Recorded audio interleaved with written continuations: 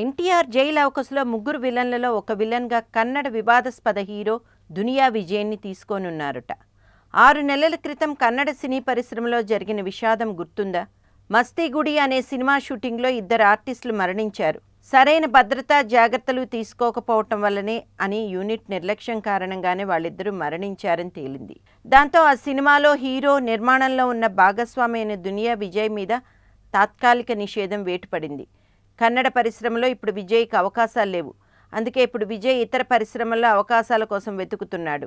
ఇప్పుడు విజయ్కి ఒక బంపర్ ఆఫర్ తగిలింది. అది టాలీవుడ్లో. ఏ సినిమా ఏమిటో తెలుసా? ఎన్టీఆర్ జైలు అవకాశాలో ముగ్గురు విలన్లో ఇతన్ని ఒక విలన్గా తీసుకోనున్నారట. ఇప్పటికే ఎన్టీఆర్ 3 పాత్రల్లో ఒకటి నెగిటివ్ రోల్ అని వినిపిస్తోంది. అయితే ఈ రోల్ నెగిటివ్గా ఉంటుంది తప్ప పూర్తి స్థాయి విలన్ కాదన్నమాట. జైలు అవకుశ నిన్ననే శ్రీరామనవమి సందర్భంగా Jai Lava Kusa logo motion poster release చేసిన సంగతి తెలిసిందే. ఇక షూటింగ్ జోరు కూడా కొంచెం పెంచాలని ఫిక్స్ అయ్యారు.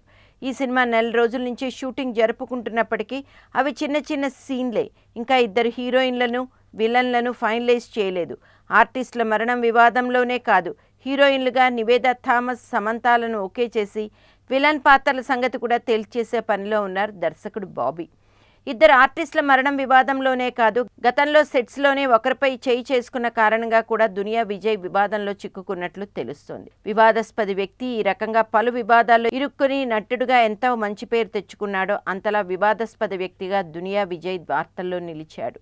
ఇప్పుడు ఉన్నట్టుండి మన ఎన్టీఆర్ జైలు అవకుశలో ప్రధాన విలన్ పాత్ర కోసం ఈయనను డైరెక్టర్ బాబీ సంప్రదించాడని తెలియడం ఇన్నర్ సర్కిల్లో ఇంట్రెస్టింగ్ మ్యాటర్ అయ్యింది.